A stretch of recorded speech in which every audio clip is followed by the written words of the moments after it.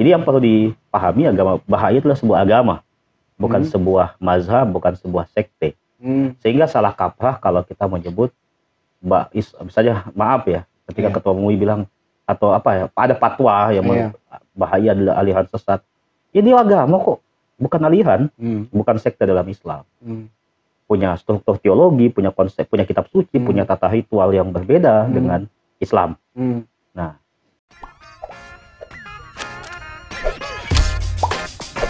welcome to Renaissance. Oke, Assalamualaikum warahmatullahi wabarakatuh, Sobat Renaissance. Saat ini saya sedang bersama Ustadz Sabara. Saya tidak usah memperkenalkan beliau karena di video-video sebelumnya beliau sudah sering mengisi konten kita. Kali ini menarik, Ustadz. Saya panggil Ustadz atau panggil Kak juga, Kakak Bung, Kak saja. atau ente. Kak saja. Kak Sabar, ada problem yang belakangan ini menjadi viral, ya, terutama di dunia maya, menyangkut ucapan dari Gusmen, Gus Yakut, Menteri Agama. Menteri saya itu ya. Ya, oke.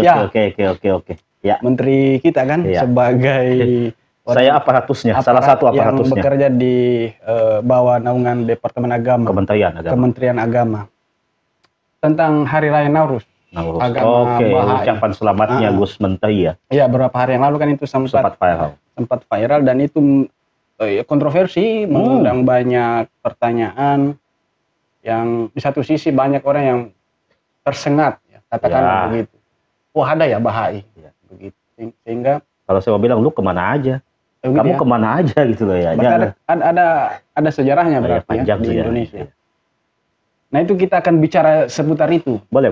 Nah, tapi alangkah baiknya barangkali Kak, mungkin bisa diceritakan sedikit dulu. Baha'i itu apa, sejarahnya gimana, dalam hubungannya dengan negara kita ini. Ya. Kan banyak juga ya tradisi agama yang lain, bukan saja Baha'i. Kalau Baha'i itu sendiri bagaimana? Ya, Assalamualaikum warahmatullahi wabarakatuh. Waalaikumsalam warahmatullahi. Saya mulai dulu kayaknya konteks pernyataannya Gus Menteri ya. Iya. Saya juga heran pertama kali melihat itu bertebaran di WhatsApp, bukan di Facebook ya, ucapannya Gus Menteri. Karena yang saya tahu, Hari Raya Nauruz itu 21 Maret. 21 Maret. Ini kok viral di akhir Juli, ada 4 bulan berselang. Ada apa, siapa yang memviralkan, kenapa, walah-walah ya, nanti kita analisisnya bagaimana lah, seperti apa itu. Nah, jadi konteks ucapan selamat Gus Menteri tentang Hari Raya Nauruz. Hari Raya Nauruz itu adalah sebenarnya tahun baru Persia. Tahun Persia itu kan menggunakan kalender matahari. Sama dengan kalender Masehi, kalender Gregorian. Iya. Hanya saja masuk tahun barunya itu pada saat awal musim semi. Jadi jatuhnya itu biasanya 21 Maret.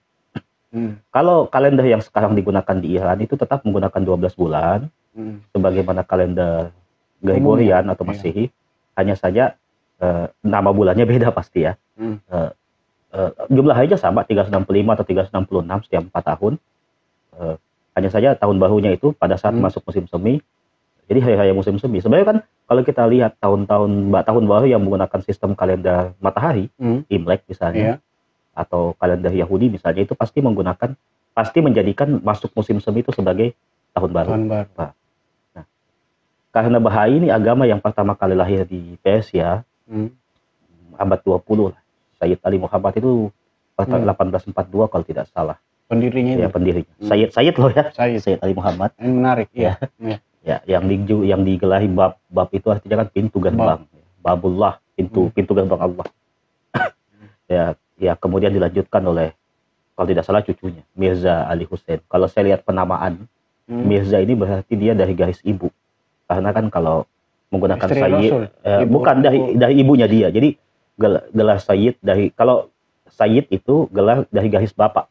Ya, keturunan Nabi dia dari garis bapak. Bapaknya dia yang Sayyid. Nah, kalau Mirza itu ibunya dia yang Syarifah, bapaknya bukan. Kalau memang ini Mirza Ali Hussein adalah cucunya Sayyid Ali Muhammad atau Syekh Babullah, berarti dia dari garis ibu, dari anak perempuannya ini. Walau mungkin saya diverifikasi. Jadi agama ini pertama kali muncul sekitar abad 1800-an pertengahan ya. Bahkan sudah menjelang abad ke-20 di Persia, di Iran sekarang. Iya. Nah, jadi mereka harus dipahami bukan sekte dari Islam, bahwa ya dari namanya kan kita tahu ya, Sayyid Ali Muhammad, Mirza Ali Hussein, pasti kan backgroundnya Islam toh. Iya. Apalagi kan Persia pada waktu itu, bahkan ya pada waktu itu sebagian sangat besar adalah penganut Muslim. Nah, ya memang dia berasal dari tradisi, ya tidak bisa dilepaskan dari Islam lah, bahwa jadi mungkin awalnya adalah suatu aliran yang menyempal dari Islam, tapi kemudian mendeklarasikan diri sebagai sebuah agama. Ya sama lah ceritanya Kristen dulu. Kan tidak bisa bukan Kristen, tidak bisa dilepaskan dari Yahudi.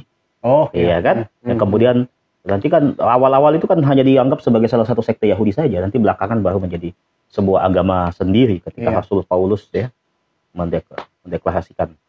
Nah, jadi Bahai sekali lagi memang dalam tanda petik lahir dari Islam ya, tapi kemudian menjadi sebuah agama sendiri. Ya, kenapa saya sebut sebagai agama sendiri? Karena punya konsepsi teologi sendiri, punya konsep kenabian, punya kitab suci, punya tata ritus yang berbeda dengan Islam. Bahwa mungkin ada mirip-mirip, ya biasa aja sih. Kan coba agama yang belakangan itu punya kemiripan dengan agama sebelumnya, biasa aja. Islam juga begitu banyak mirip dengan agama Kristen. Ya, Islam mengafirmasi Musa, ya kan? Itu kan Yahudi. Jadi klaim oleh Yahudi maksud saya ya. Ya orang Yahudi bilang lu mengklaim nabi gue gitu kan ya. Nabiku itu. Nabiku itu kan gitu. Islam mengakui Daud, Sulaiman itu kan itu orang-orang yang sangat disakralkan oleh Yahudi kan. Figur penting dalam agama Yahudi. Nah, misalnya juga Islam mengakui sosok Yahya atau Yohanes Sang Pembaptis, Maryam atau Maria, Isa atau Yesus kan ya. Jadi biasa aja bahwa agama belakangan itu memiliki kemiripan dengan agama yang sebelumnya, itu biasa lah. Demikian pula Bahai. Nah, kitab sucinya itu namanya Al-Aqdas, artinya suci. Kalimat-kalimat suci dari pendiri agama Bahai. Jadi yang perlu dipahami, agama Bahai adalah sebuah agama, bukan sebuah mazhab, bukan sebuah sekte. Sehingga salah kaprah kalau kita menyebut misalnya maaf ya, ketika Ketua MUI bilang atau apa ya, ada fatwa yang Bahai adalah aliran sesat. Ini agama kok, bukan aliran, bukan sekte dalam Islam. Punya struktur teologi, punya konsep, punya kitab suci, punya tata ritual yang berbeda dengan Islam. Nah, Bahai sendiri sudah lama masuk di Indonesia. Pertama kali malah masuk di Sulawesi loh. Begitu ya? 1800-an akhir abad 19. Di Sulawesi Selatan. Tempat pertama Bahai Sulawesi Selatan. Berkembang dan semacam masuk akhirnya orang-orang pembawa Bahai ya. Ya sama dengan ya mungkin karena orang-orang Timur Tengah, Persia, pedagang. Ya. Yang pernah masuk ke Sulawesi Selatan itu dua orang namanya. Kalau dari namanya orang pasti bilang Islam nih. Jamal Effendi kalau tidak salah dengan Sayyid Rumi ya, Mustafa Rumi, Mustafa Rumi. Ya kan jelas dari nama ya.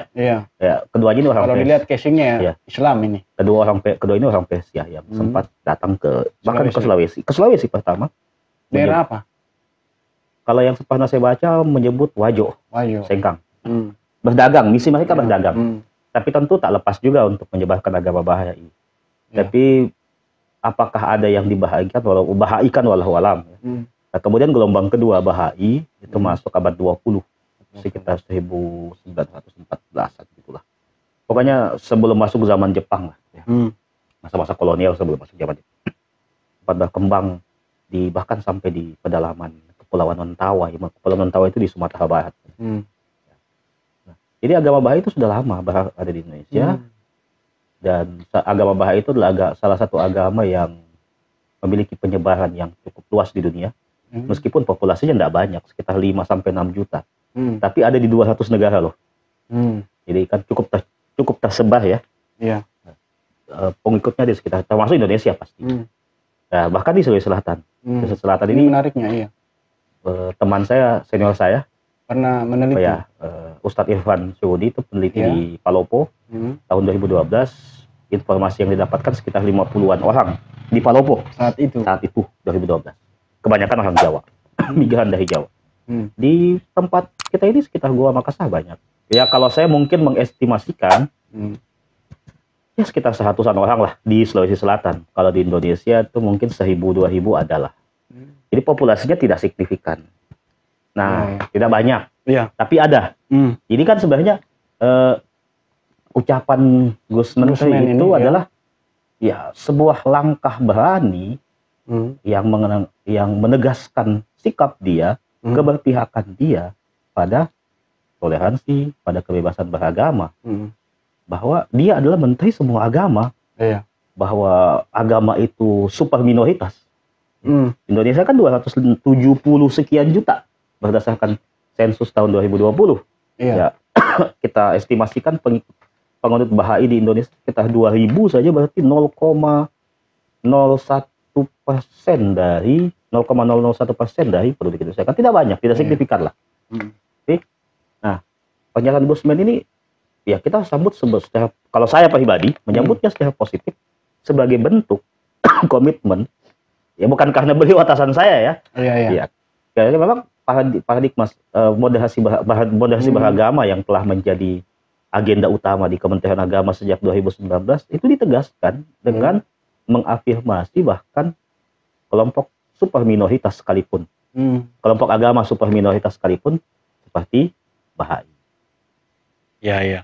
Ini menarik karena ternyata lokasi atau tempat pertama di mana kedatangan Bahai itu di Sulawesi Selatan. Tapi rekam jejaknya mungkin saya tidak, karena umumnya penganut Bahai misalnya di Palopo, itu Palopo kan dekat dengan Sengkang ya, dekat Wajo. Di Wajo sendiri saya belum menemukan informasi ada komunitasnya. Yang saya tahu betul itu di Palopo, di Goa sini ada, di Makassar ada. Itu kebanyakan orang Jawa kalau yang di Palopo. Migran dari Jawa. Kalau begitu artinya sebenarnya tidak ada persoalan. Karena dari historisitasnya sudah dari awal ya. Lalu kenapa menjadi kontroversi? Ini kan gini ya. Menjadi viral dan seperti ada golongan tertentu yang kebakaran jenggot. Ya saya juga nggak ngerti kenapa bisa kebakaran jenggot. Apa sebabnya itu? Jadi kan gini, ada yang salah kaprah bahwa pertama Indonesia hanya 6 agama resmi di Indonesia. Itu pemahaman umum. Ya, jadi gini. Kalau kita beranjak pada konstitusi kita, Undang-Undang Dasar 1945, itu jelas pasal 29 ayat 2. Ya, negara menjamin kemerdekaan tiap-tiap penduduk untuk memeluk agama dan beribadah sesuai dengan agama dan kepercayaannya itu jelas. Ya, itu jaminan konstitusi yang jelas. Kemudian ada Undang-Undang Nomor 1 PNPS 1965. Ya. Nah, di situ memang disebutkan ada 6 agama. Eksplisit. Di pasal 1. Islam, Kristen, Katolik, Hindu, Buddha, Konghucu. Tapi di penjelasan pasal 1 itu juga disebutkan agama selain yang 6 itu, Tao, Sikh, Zoroaster, itu bukan dilarang. Ya, tetap diberikan hak gitu loh. Ya. Kenapa disebut 6 ini? Karena 6 ini yang paling banyak populasinya. Bahwa mungkin tidak pernah ketemu sih penganut Bahai, penganut Tao, penganut Sikh misalnya, ya kan? Ya, penganut Zoroaster walau apakah ada di Indonesia atau enggak. Jadi kan kalau dengan Kristen, Katolik, Hindu, Buddha ya biasa aja kali ya. Sudah sering lah, Konghucu juga sudah sering lah ya. Nah, jadi ini perlu diperjelas bahwa di Indonesia sebenarnya tidak ada istilah agama resmi atau agama yang diakui. Kalau ada agama resmi berarti ada agama nggak resmi dong. Agama resmi, agama legal, agama tidak resmi, agama ilegal. Kalau dia ilegal berarti terlarang. Ya kan? Kalau agama diakui berarti ada agama yang tidak diakui. Kalau diakui itu sah, kalau tidak diakui berarti tidak sah. Batal gitu kan. Iya, enggak. Itu enggak lah. Yang perlu diluruskan, istilah yang tepat sebenarnya kalau di Kementerian Agama, agama yang mendapatkan porsi pelayanan atau agama yang dilayani. Itu ada 6 memang. Karena jumlah populasinya yang lebih banyak. Ya, lebih banyak. Memiliki representasi struktur di Kementerian Agama. Ada Direktur Jenderal Bimas Islam, Kristen, Katolik, Hindu, Buddha. Kalau Konghucu dia tidak mendapatkan posisi Direktorat Jenderal, tapi ada namanya Pusat Pendidikan dan Pembinaan Agama Konghucu. Ya, jadi dia tingkat jabatannya di bawah, dia cuma eselon 2. Kalau yang dirjen itu kan eselon 1. Iya. Ya. Jadi mendapatkan pelayanan dari negara.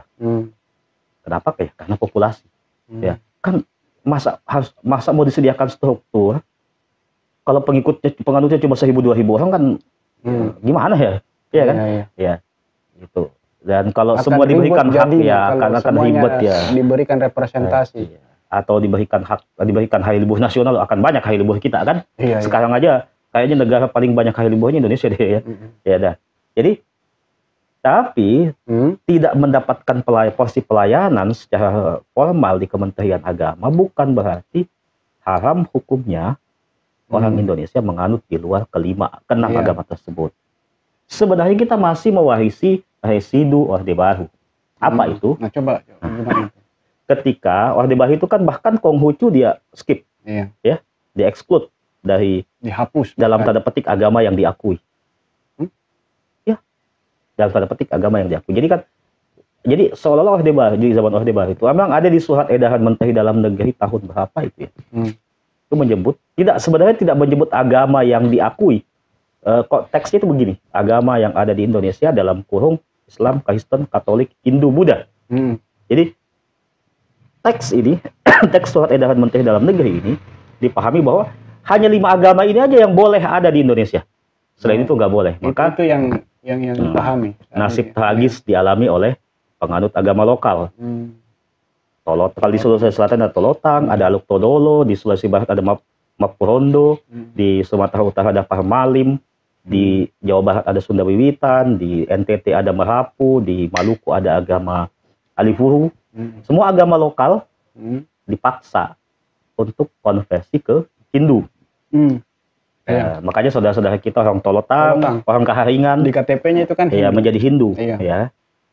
Nah, agama-agama kepercayaan Cina, dua, Konghucu dan Tao, itu dipaksa convert ke Buddha, maka kemudian ada istilah Tridharma. Tridharma itu Buddha, Konghucu, Tao.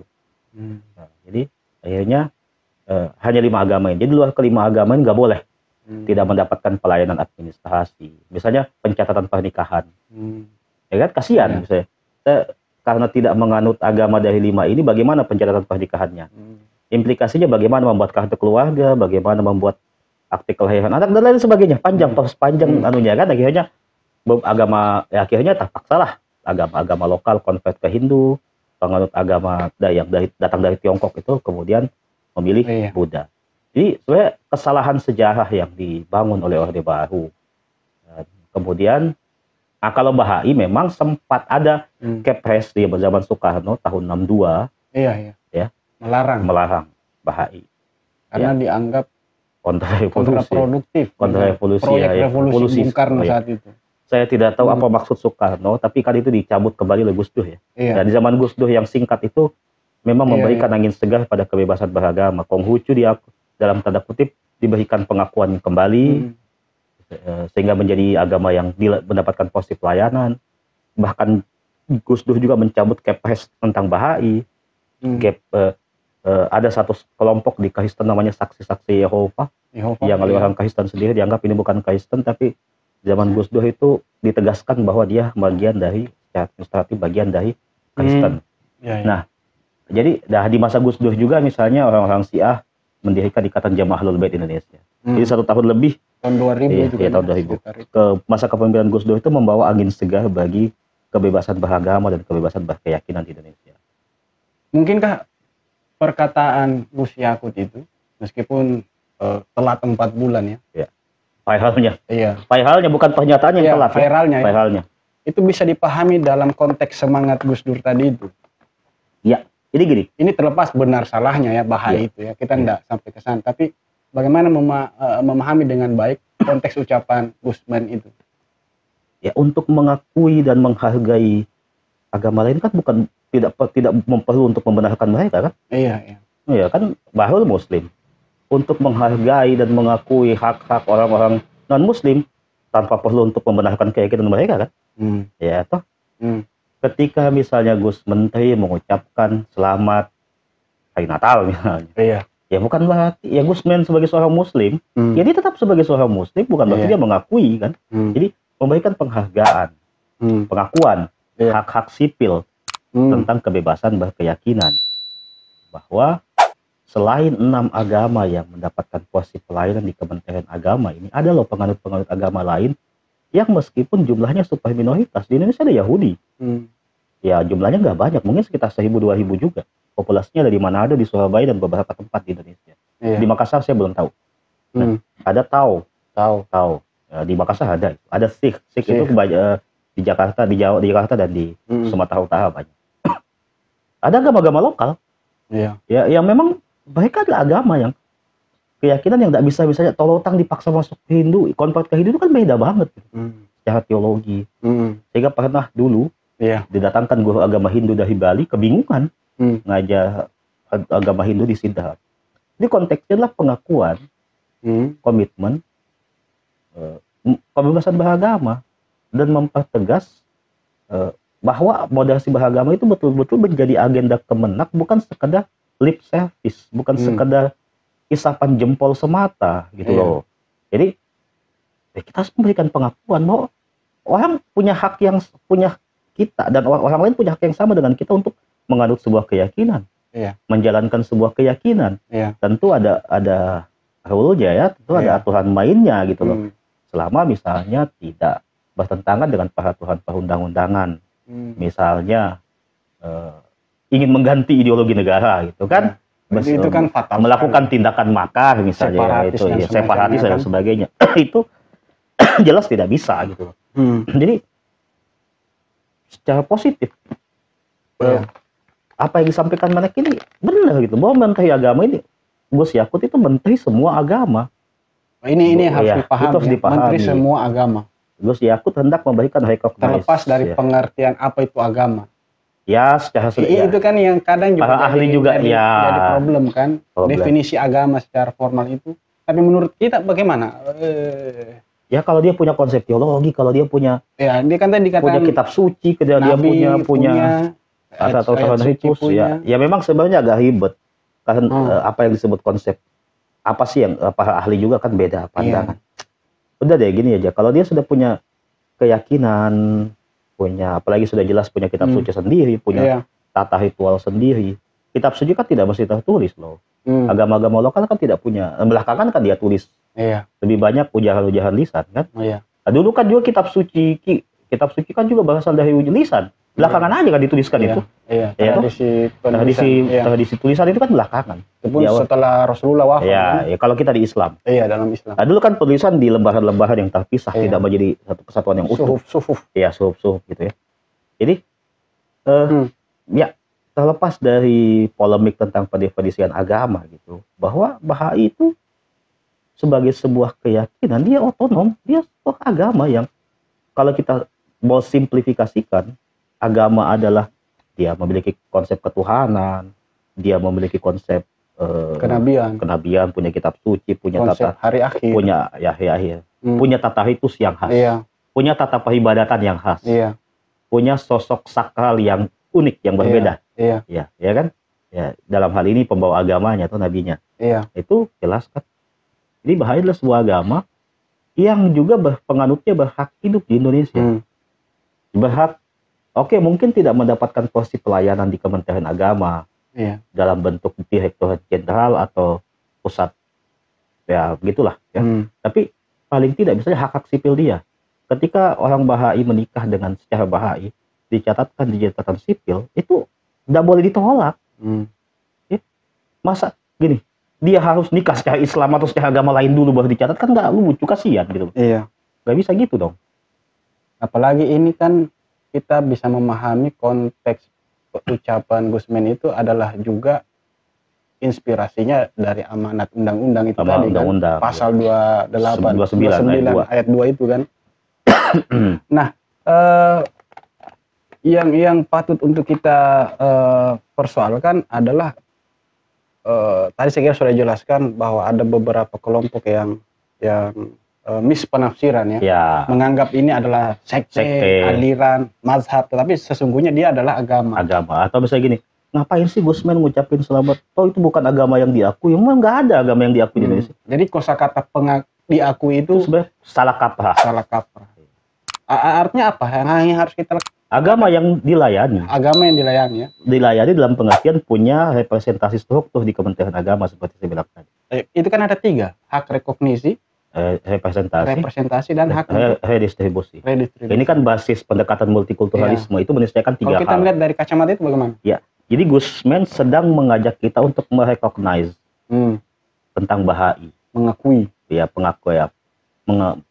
berujung pada pengakuan akan hak-hak kebebasan beragama dia, hak-hak sipil dia, bahwa mungkin tidak mendapatkan representasi struktur, ya itu soal lain. Bagi saya mereka nggak butuhkan itu.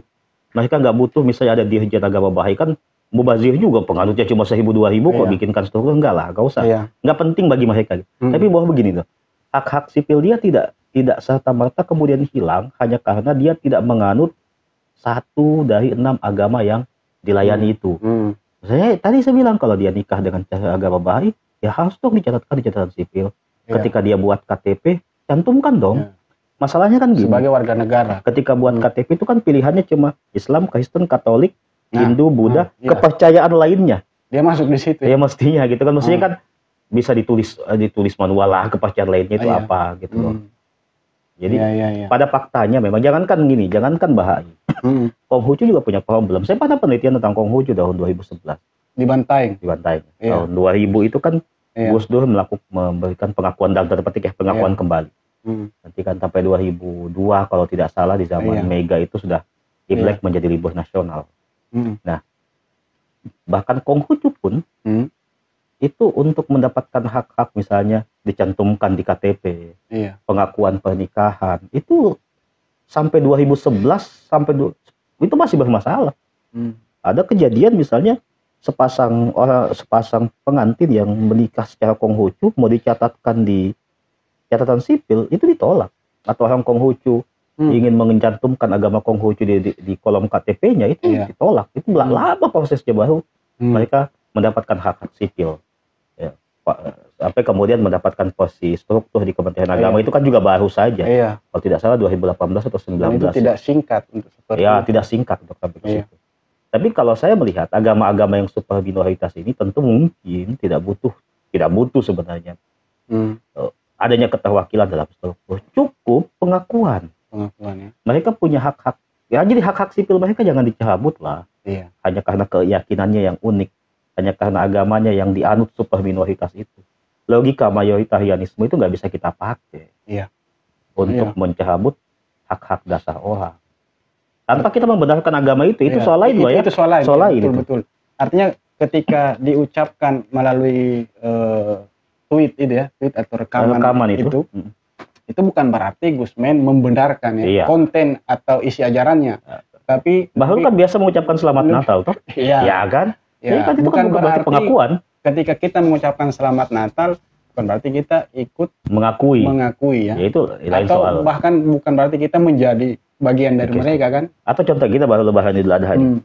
Teman-teman kita yang Kristiani, teman-teman saya Kristiani mengucapkan selamat Hari Raya Idul Adha. Padahal kan dalam tradisi Idul Adha itu ada keyakinan yang paradoks antara Islam dan Kristen. Apa itu?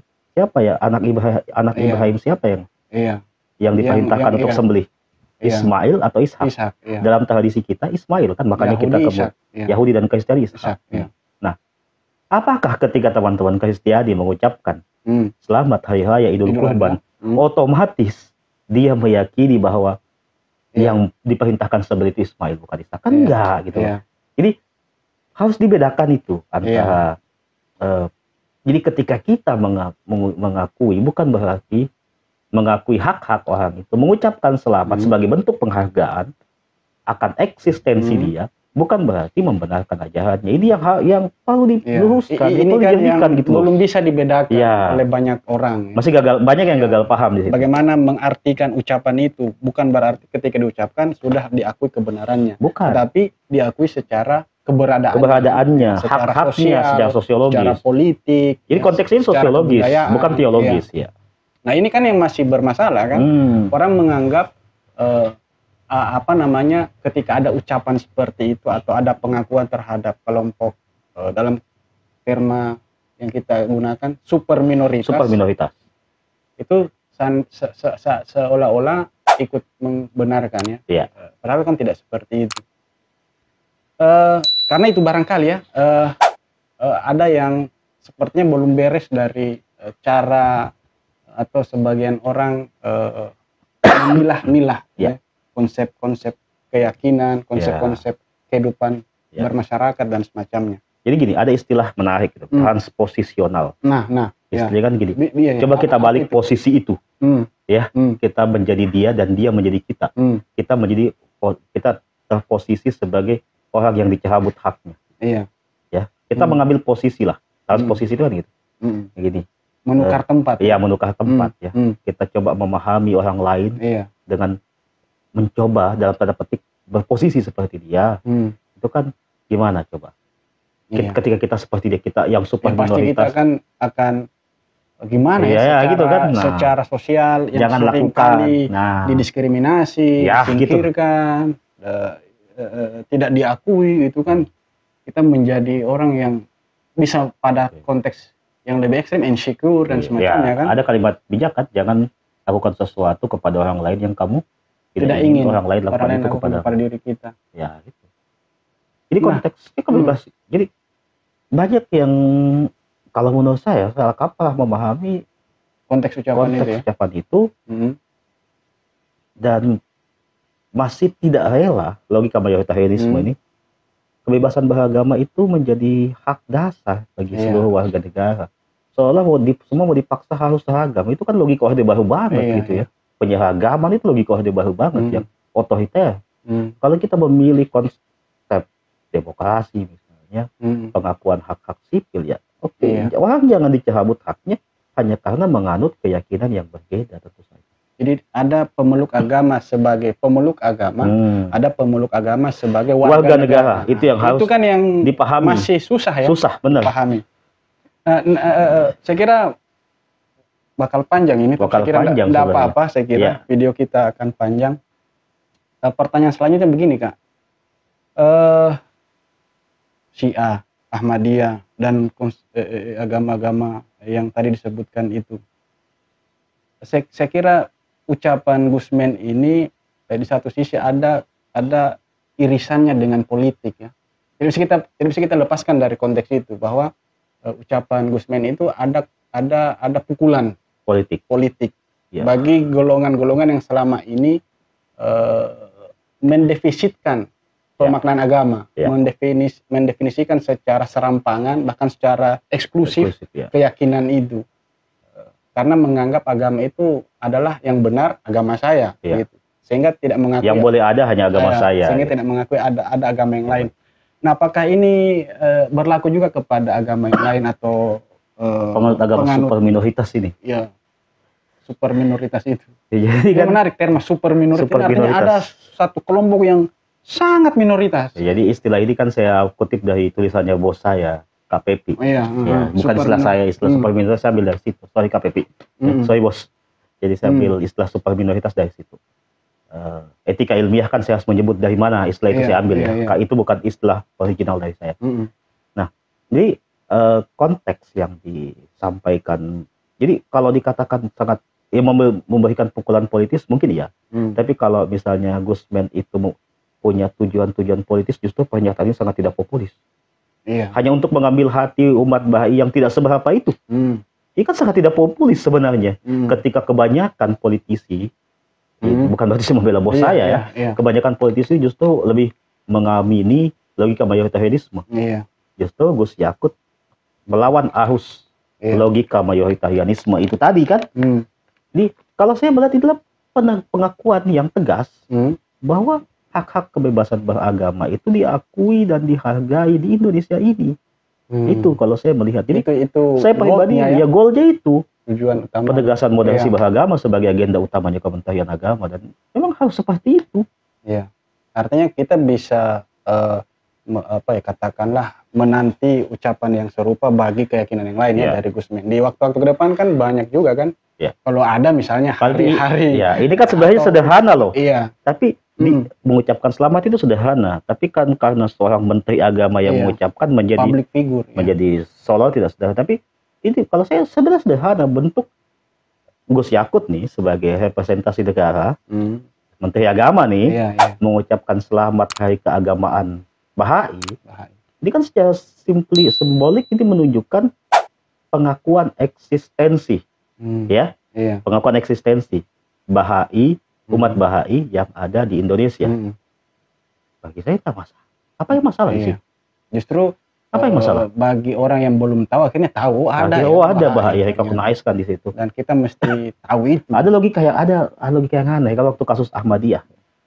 Ada yang bilang, sudah kalau gitu Ahmadiyah bikin agama sendiri aja di luar dari Islam supaya tidak dipersoalkan. Lah Bahai sudah jadi agama kok masih dipersoalkan? Oleh orang yang sama, ya kan?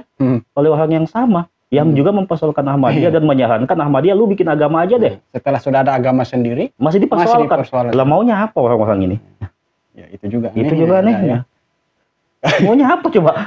Ya ini sepertinya ada yang perlu gimana ya? Bingung nggak sih? Iya sih. Artinya perjuangan bagi perjuangan untuk kebebasan beragama itu masih bukan panjang ya. Kita berhadapan dengan masih butuh banyak upaya. Syukurnya jaminan konstitusi kita menjamin. Yang selama ini memperjuangkan kebebasan beragama. Satu hal yang ini terakhir kan. Lalu kita sebagai warga negara menghadapi konteks masyarakat yang plural dari sisi agama bahkan ras suku, apa yang harus kita lakukan sebenarnya? Ada satu istilah yang saya suka sekali. Istilah ini entah mungkin original dari almarhum Ishaq Al-Jahatan, tapi saya dengar dari beliau dan baca dari tulisan beliau, akseptansi. Di atasnya toleransi itu akseptansi. Toleransi itu kan sebenarnya kalau istilah saya baku jaga saja. Saya tidak ganggu kamu, tapi saya tidak. Yang penting kamu tidak ganggu saya. Silahkan kamu merayakan hari rayamu, tapi maaf please, saya tidak ucapkan selamat. Jadi tetap ada jarak di situ. Kalau akseptansi melampaui itu. Jadi kesaling penerimaan, keberterimaan sebenarnya.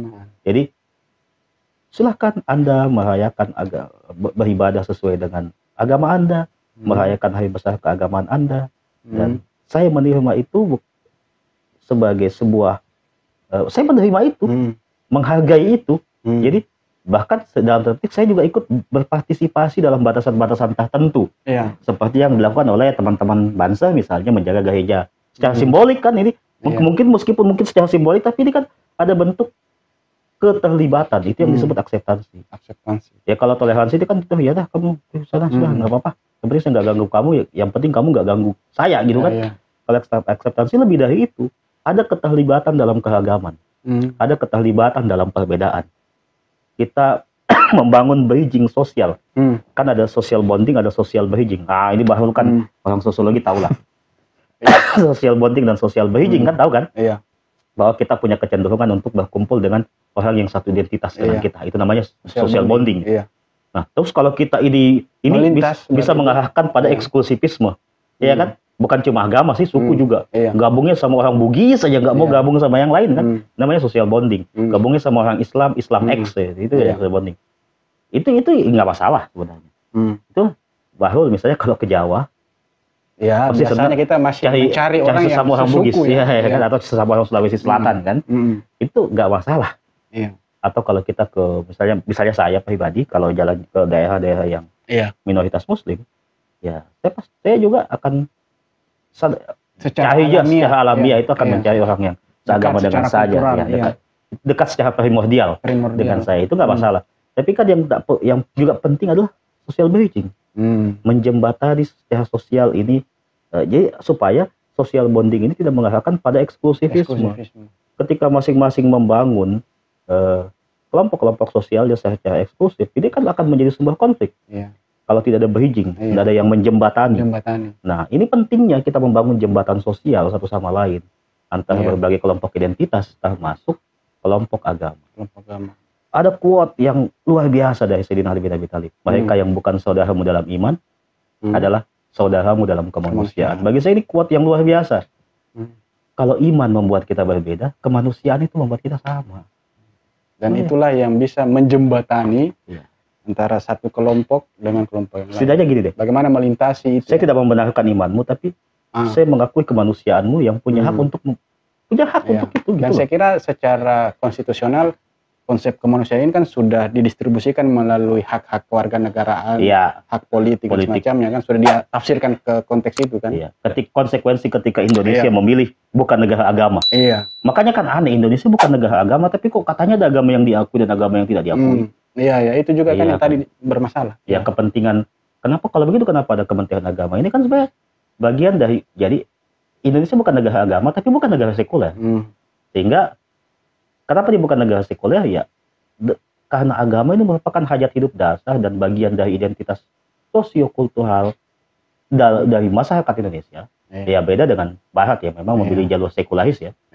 Sehingga penting ada sebuah institusi negara yang menjadi pengatur, menjadi regulator, menjadi pengatur pengayom dalam hal-hal keagamaan supaya tidak menjadi bola liar. Ini penting nih. Memberikan pelayanan ya, meskipun mungkin tidak semua agama, untuk agama-agama yang super minoritas itu mungkin tidak diberikan porsi pelayanan secara struktural, tapi pengakuan itu sudah sangat cukup bagi mereka. Rekognisi itu yang paling utama dari dua hak yang lain. Saya kira itu dulu Kak untuk video kali ini. Nanti kita lanjut di video yang lain. Saya masih ingin duduk bersama Kasabara teman-teman, tapi tema kita saya ingin menagih tema-tema yang lain dari Kasabara. Saya kira itu teman-teman sekalian, Sobat Renaissance, wabil taufiq wal hidayah. Assalamualaikum warahmatullahi wabarakatuh. Waalaikumsalam warahmatullahi wabarakatuh.